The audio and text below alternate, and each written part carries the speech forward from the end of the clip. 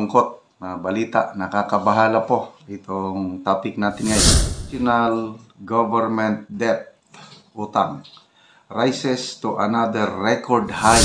Palubo ng palubo ang utang ng ating bansa.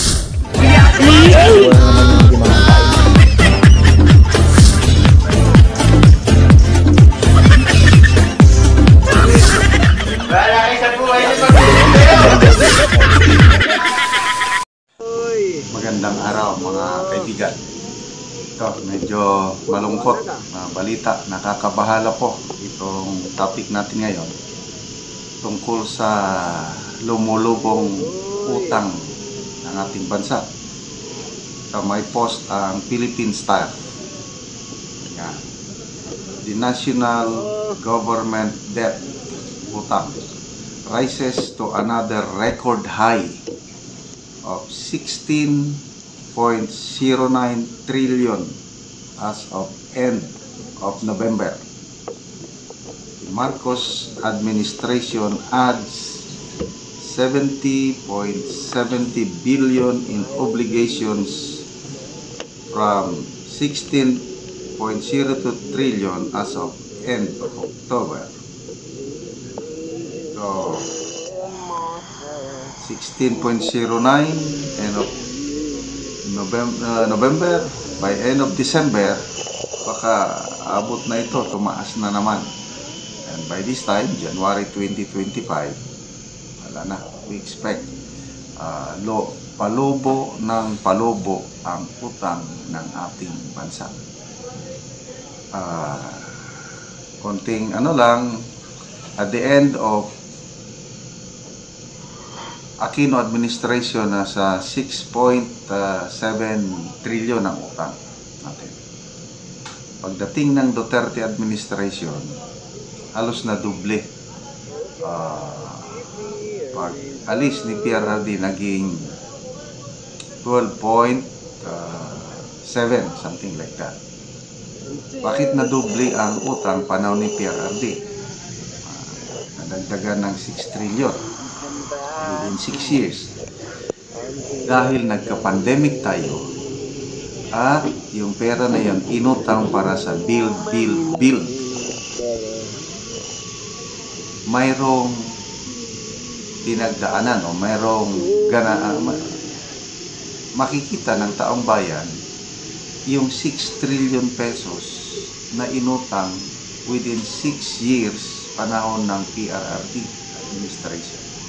Nakasurvive tayo ng pandemic at kaliwat kanan ang infrastructure.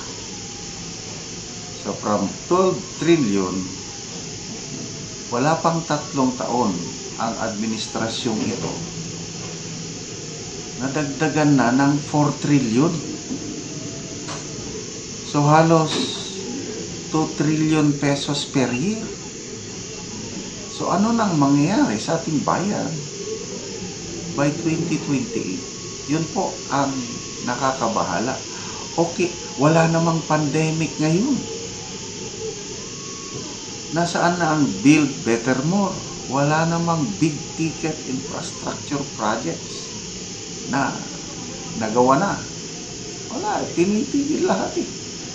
So, ang tanong, saan napupunta yung pera?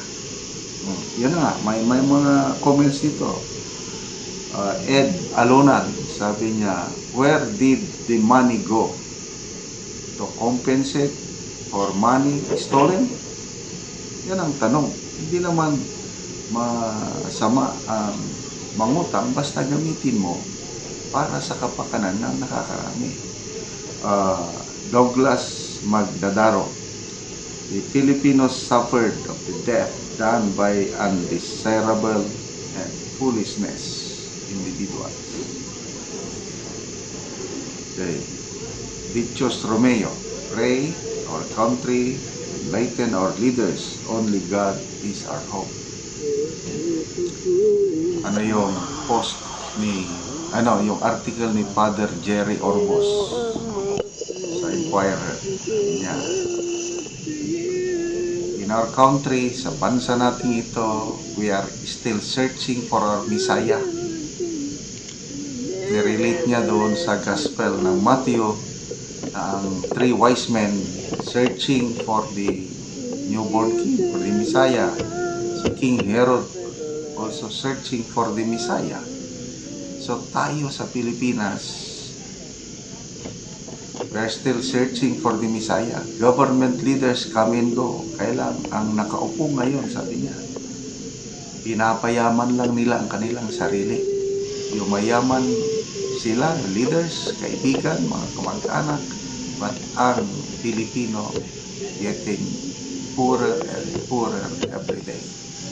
Itong mga government leaders natin are the modern day Herods, sabi ni Father Ormos. Yun po, ito na anong mangyari sa ating bansa by 2028. Ang daming mahirap na nangangailangan ng tulong, kailang hindi natutulungan ng gobyerno. Wala kayo sa buhay niyo.